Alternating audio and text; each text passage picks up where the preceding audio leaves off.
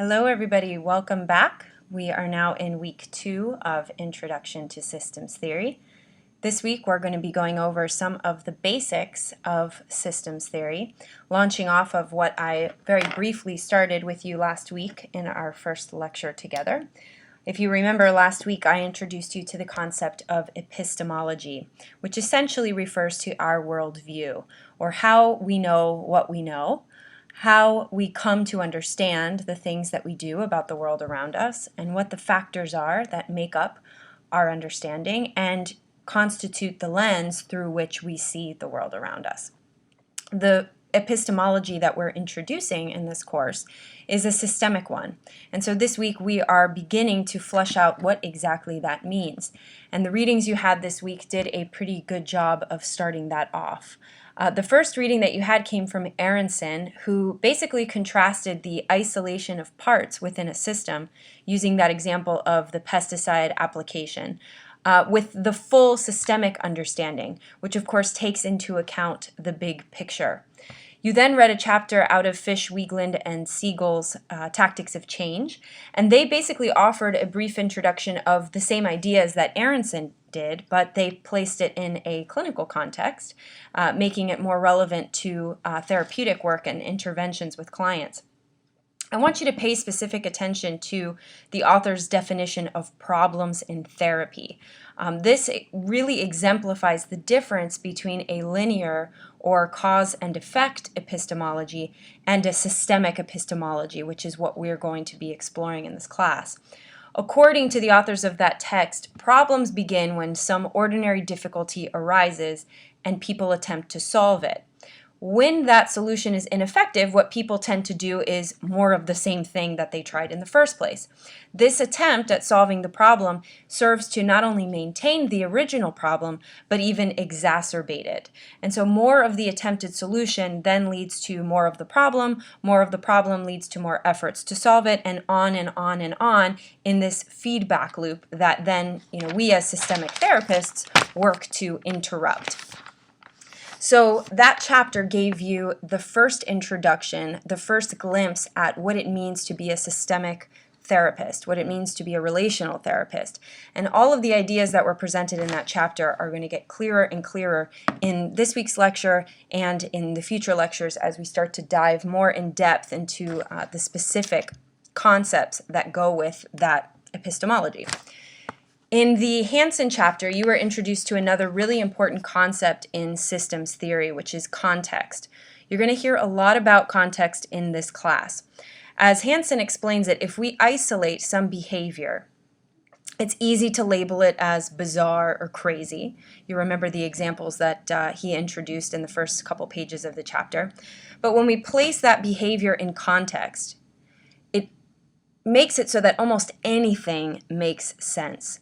Until we understand the context in which some behavior or interaction takes place, until we zoom out and look at the relationship between that behavior and the environment in which it takes place, or the context in which it takes place, we can't make sense of it. But once we zoom out, it does begin to make a whole lot more sense.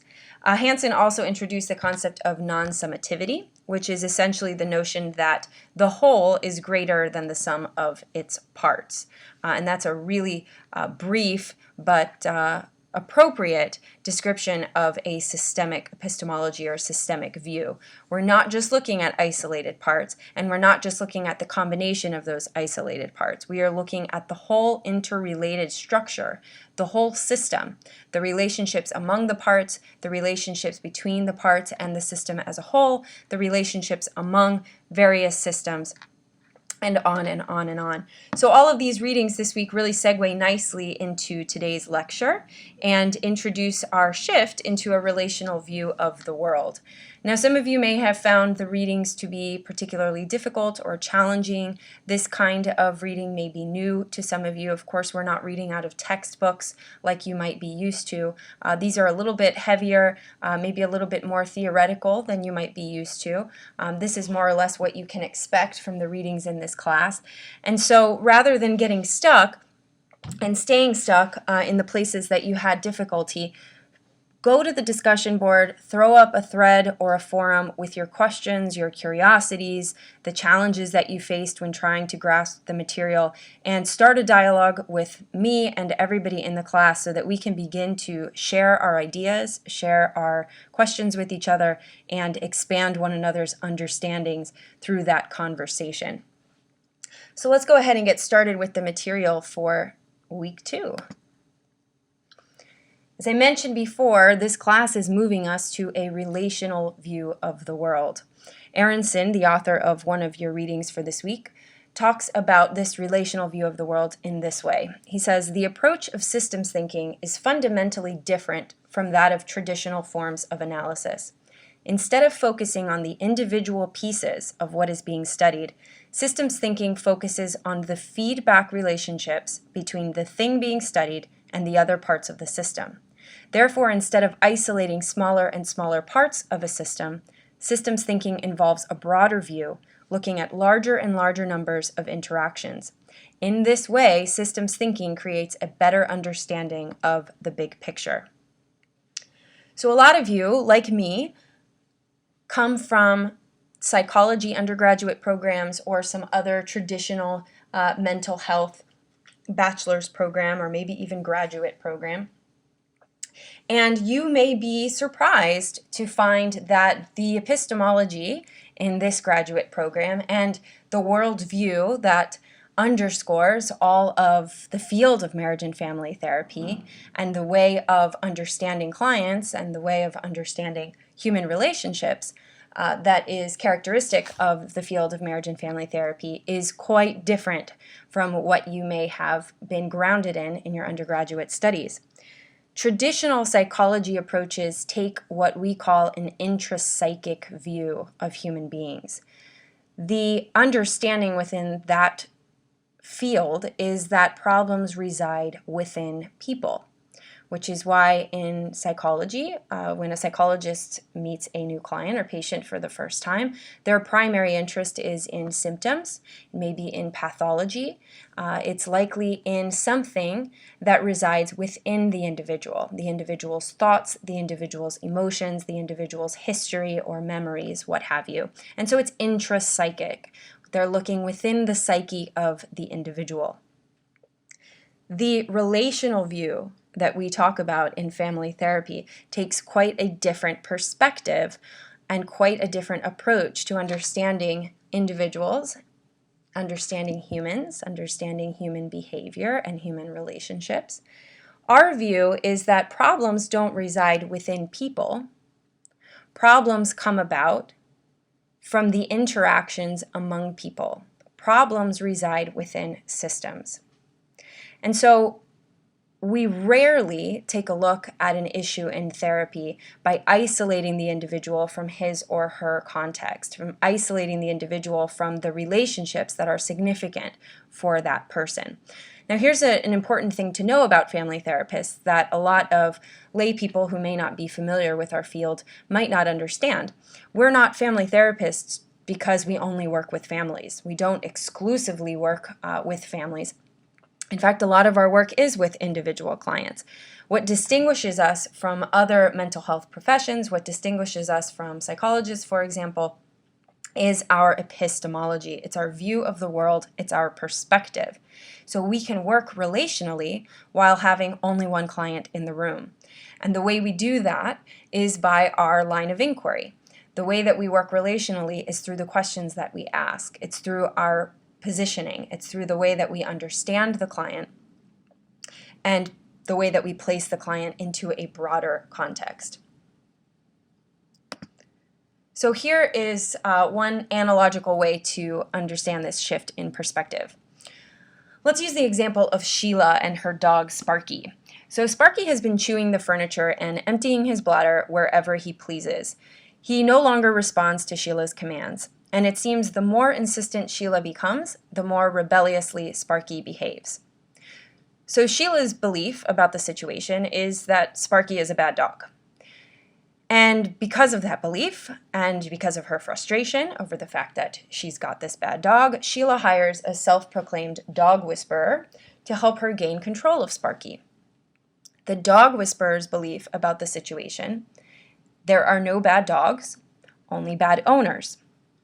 So, as you can see here, the belief that each of these individuals has, Sheila and the dog whisperer, influences their perception of the situation, which then influences what they do about the situation. Because Sheila believes that Sparky is a bad dog, she sees this behavior, it fits into this view of the world, this is a bad dog issue, and what do people do when they have bad dog issues? They go to solve the bad dog issues. She happens to choose a dog whisperer to take care of this bad dog issue. But all of this stems from her belief about the situation.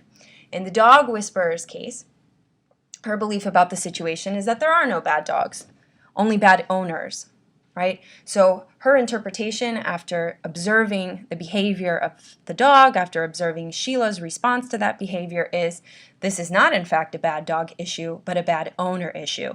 So you can guess what the dog whisperer's approach is likely to be and what her interventions are likely to be. Both Sheila and the dog whisperer in this case hold an intrapsychic perspective of the situation. Both of them believe that the problem resides within the individual. In Sheila's case, the problem resides within Sparky. In the dog whisperer's case, the problem resides within Sheila. So after spending hundreds of dollars on the dog whisperer's services, Sheila sees only minimal improvement in Sparky's behavior. She's disappointed and she decides she needs to visit a pet specialist whose ad she sees on Craigslist. This specialist claims to take a systemic approach to addressing problems with pets. The specialist's belief about the situation is basically this: the relationship between Sheila and Sparky is bad and needs changing. The pet specialist in this example holds a relational perspective of the situation. He believes the problem resides not in Sheila, not in Sparky, but in the interaction between them. And that's essentially what a relational perspective invites us to do, is shift our view from looking within individuals to find the problem and looking at the interactions between those individuals, looking at the patterns of interaction between those individuals, and attempting to gain an understanding of how the problem came about through those interactions. If we only look at one individual, we're severing a really important part of the big picture. We're cutting off our view and we're obscuring our view so that we only understand isolated bits of what's actually going on, rather than zooming out like Aronson did in the example that you saw in his article, to see the big picture, to see the whole system, to see all the implications of each individual part's participation in the relationships with the other parts of that system. Make sense so far? All right, let's keep going. So like I said before, traditional psychology takes an intrapsychic or individual perspective. It's individual oriented. What psychologists are interested in is individual pathology, individual personality traits, individual histories, and they tend to see the person out of context. When a psychologist sits with a client, when any traditional mental health professional sits with a client, their primary area of interest is the client. The client, like I said before, their history, their memories, their symptoms, their presenting problems, their hopes, their dreams, all of that stuff. All of it is about the person. And that person often is looked at inside the office, right, or inside that one interaction without much consideration for the context in which that person exists, the context in which that person resides, the various systems in which that person participates, like their family system, for example, or their school system, or their community system. So traditional psychologists, the traditional intrapsychic view, sees the person out of those contexts. They tend to be pathology-oriented, these traditions, these intrapsychic traditions. Again, like I said, looking at symptoms, looking at diagnoses, and also focusing on internal processes, processes of emotion or processes of thought, for example. The emphasis within traditional psychology is on individual traits, and these individual traits are often seen as fixed and stable. Conversely, in family therapy, we take a systemic or relationship-oriented approach. We look at the person in context. As I mentioned before, we attempt to understand our clients in context to be able to make sense of the problems that they're presenting with. We attempt to understand the people that we work with in the context of the various relationships in which they participate. And we don't necessarily have to see our clients enact those relationships. We don't necessarily have to bring the people with whom they're in relationship into our office in order to see them in those contexts. We tend to be very process-oriented. As I mentioned before, what we're looking at is interactions between parts of a system, right? We're looking at patterns. We're looking at processes. We're looking at how problems came to be. And when we understand the process of how problems came to be, we get some really good clues for how to undo or reverse or interrupt those processes in really creative ways, as we're going to talk about throughout the course of this class. Family therapists focus on relational, systemic, and interpersonal processes. And the emphasis within our tradition is on how people participate in creating their reality through the relationships in which they participate, through the relationships in which they take part. When we zoom our perspective out from looking at individual parts to looking at the whole, an entirely different view of reality begins to emerge. Looking at the world through a systemic lens allows us to see that reality is almost entirely, if not entirely, subjective. There is no singular objective reality. Our position within whatever systems we participate in determines our view of reality. The families in which we were raised, the communities in which we grew up, the religious or cultural or traditional systems in which we participate, our peer communities and peer systems, our school systems, our work systems, our, gosh, how many can we come up with? I'm drawing a blank here, but this could go on and on and on, folks. The systems in which we participate, the relationships that we take part in, all influence our understanding of the world around us. But these are not truths with a capital T. The way we see the world is not the only way to see the world, in other words. And so this really challenges the notion that there is some objective reality out there about anything. Depending on how you look at something, that something is going to take on a whole new meaning. And when you shift your position, the reality or the truth shifts as well. If you think about things that in one culture are condoned, but in another culture are celebrated, you start to get a sense of how this works. Depending on the context, certain behavior makes sense somewhere, where in other places it's a complete abomination. It's a complete taboo. Which one of those things is true? The fact that it's a taboo, or the fact that it's something to be celebrated, or something just to be permitted? Neither one is necessarily true. The context determines the validity of it. And so this really, again, begins to challenge the notion that there's ever an objective reality about anything. As I mentioned, reality is not only subjective, but it's dependent on context. As Hansen puts it, it's very difficult to understand behavior outside its context, and problems emerge when we do not share context. When we are not part of the same context as a person that we are attempting to observe, it's very hard for us to make sense of the behavior. And so problems may emerge in our understanding. So something to consider and maybe throw up on the discussion board. What are some examples from your experiences of reality being dependent on context and individual perspective?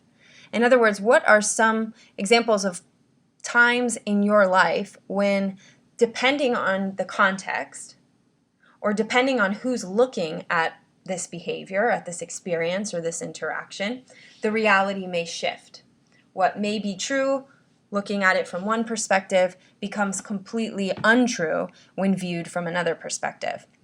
It would be helpful for everybody if you could think of some examples and throw them up there on the discussion board so we can begin to ground these ideas in some real life examples.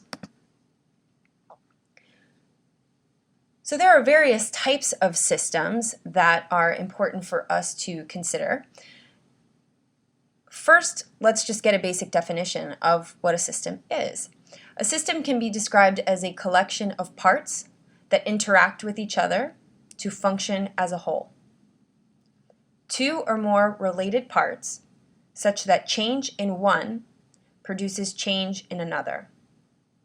Another way to talk about a system is to say, as Hansen introduced with the concept of non-summativity, that the whole is greater than the sum of its parts.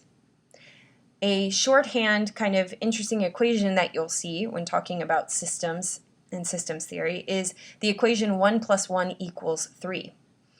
Obviously, we know that 1 + 1 = 2, or at least that's what we've been taught. But in the systemic view of the world, we say 1 + 1 = 3, where the third part is the relationship between the initial 1 + 1. And this is, something that you can ground in your understanding of couples, for example. A couple is not just the sum of each of the individual partners. There's a 1 + 1 = 3 equation there too, which is made up of each of the individuals and the relationship between those individuals. And that relationship, the whole, is greater than just the sum of the individual parts. And change in one part of any system produces change in another. Because of the interconnectedness, because of the interrelationship among parts, if you mess with one part of the system, the whole system is going to be affected. If you think about a machine, for example, let's say a clock, you can tinker with the tiniest, most seemingly insignificant part of that clock, and the functioning of the entire clock is going to be thrown off. It's going to be affected in some way or another. So it doesn't matter if it looks like the most important part of the system, if it looks like the most important piece of the machinery, or if it's the tiniest, again, most insignificant part of the system, doesn't matter. Because all of the parts of the system connect with one another in some way, interact with each other in some way. If you produce change in one piece of that system, changes in the other pieces of the system are inevitable. And changes in the entire system, the functioning of that system, are also to be expected. Again, that's because systems are composed of interrelated parts. When one of these parts is also a system, for example, that part consists of two or more interrelated parts, we call the smaller system a subsystem, and the larger system its suprasystem. And this larger system can also be a subsystem of a still larger system. So you think about those little Russian dolls that as you open the doll, you get a smaller and smaller and smaller one, right? This is kind of the same idea. Let's think of the tiniest of those dolls as being the smallest possible subsystem of increasingly larger systems and suprasystems. So here's some examples of how this works. Let's say that the original system that we are taking into consideration is a nuclear family, a mother, a father, and 3 kids.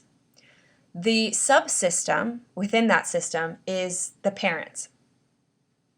And we call that a subsystem because it's in itself a system.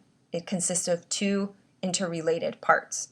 Another subsystem within that system would be the siblings, also 2 or more interrelated parts subsumed underneath a larger system.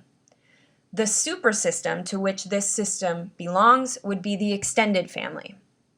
And then we can keep this going. Let's take the extended family into consideration as the system we're observing.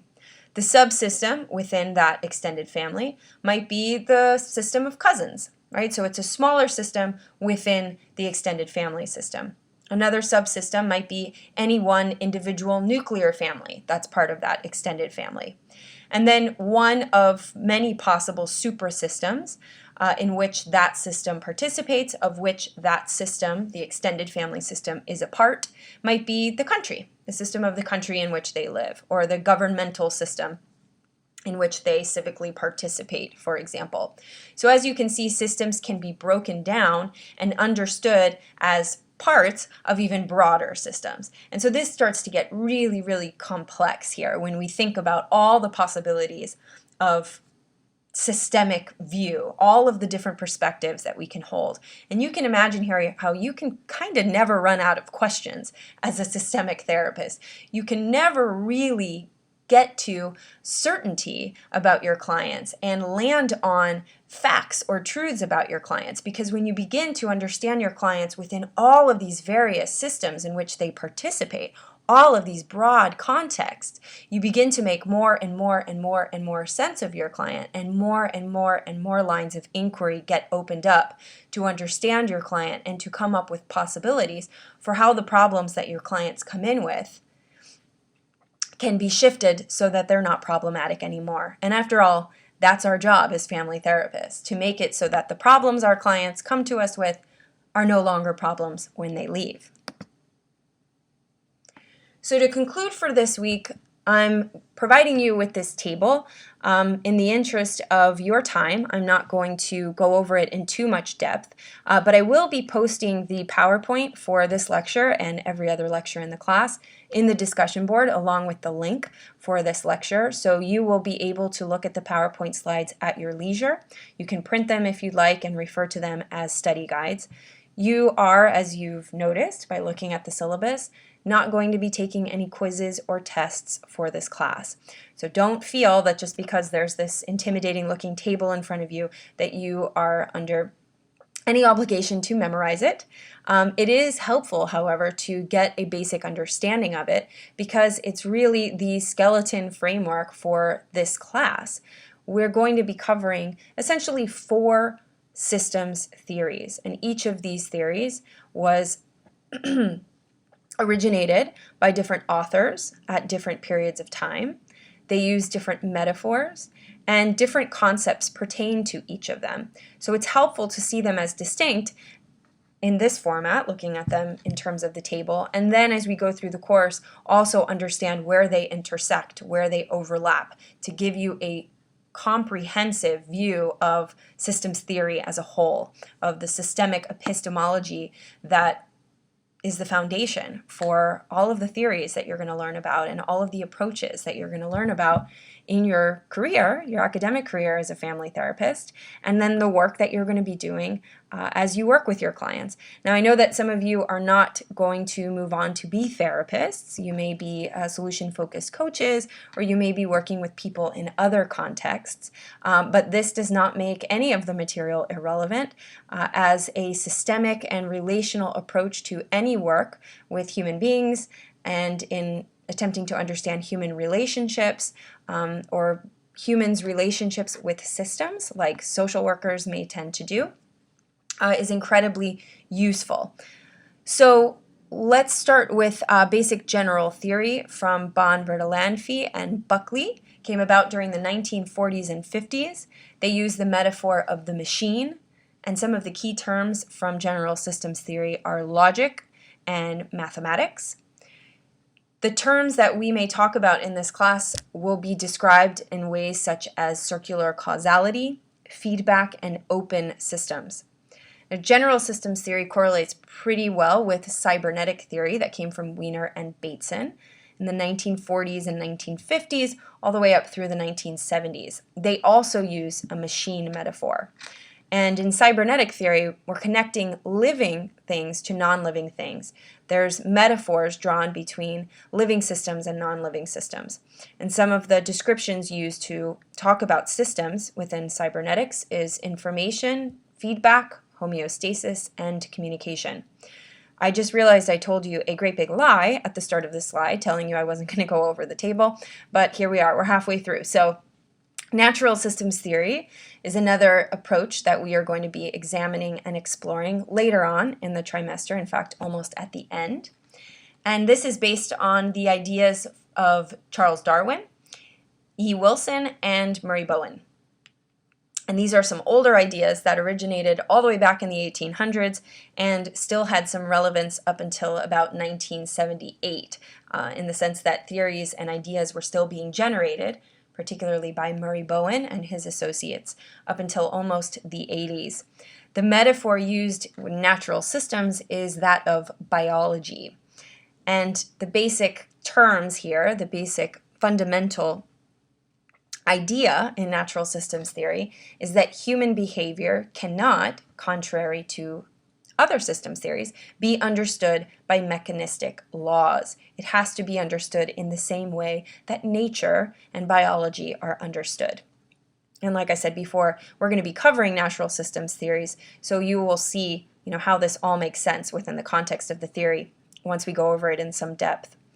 Some of the descriptions that are used by the authors of natural systems theory are anxiety, which takes on a very different meaning from the way we tend to talk about anxiety, emotions versus intellect, and differentiation. Finally, language systems, the most recently developed form of systems theory, was authored by Foucault, Kenneth Gergen, and Harleen Anderson, and Harry Galishan in the 1970s and 1980s. Language systems, maybe predictably, uses the metaphor of stories. And the ideas within the language systems theory approach have to do with how language creates realities. Some of the descriptions used within the context of language systems theory are conversation, co-created stories, and social constructionism. So like I said before, take your time with this table. You can use it as a guide. You can use it as a basic, very, very basic and rudimentary understanding of the various systems theories that pertain to the field of marriage and family therapy, and so that you can get some understanding of these things as distinct but interrelated theories that all constitute the systemic epistemology that is going to inform your work as a family therapist. So folks, that's it for week 2. I'm going to conclude each week's lecture with the major concepts that we went over for the week from the readings and the lecture. And I invite you to keep a master list of all of these concepts and not only review them from week to week to make sure that you're getting it, but also just to keep a log of all of the concepts that you can incorporate in your short papers. So by the time you get to your first short paper, you're going to have 4 weeks worth of concepts. That's going to be really helpful to you as you go through and start looking for your real-world examples. You're going to know what concepts specifically you are looking for, and it will be much easier for you to find those illustrated in the interactions around you, in the world around you, more generally speaking, if you know what concepts specifically you're going to be looking for and then writing about. So the concepts from week 2 were non-summativity, which Hansen first introduced to us, the idea that the whole is greater, than the sum of its parts. You've got the idea of context, which also comes out of Hansen, and this idea that behavior often makes sense only when placed in context. We talked about the relational perspective and contrasted that with the traditional individual or intrapsychic perspective from, for example, the field of psychology. We talked about systems and the various types of systems like subsystems and suprasystems. And I talked very briefly at the start of the lecture about the definition of problems according to Fish, Weakland, and Siegel, the authors of Tactics of Change. Go ahead and check out page 12 of that book and review the definition of problems again from Fish, Weakland, and Siegel. That may be one of the concepts you choose to incorporate in your papers. And at the very least, get familiarized with it because it is going to come to life in your work with clients, no doubt. It is a hallmark understanding of problem formation, which then offers up a whole lot of clues for problem dissolution, which is what we're all about in family therapy. So folks, that is week 2. We covered the basics of systems theory this week. I look forward to seeing you on the discussion board. Keep an eye out for my week 2 question, and I will be checking you guys out through the discussion and seeing you back here next week for week 3. Have a good one.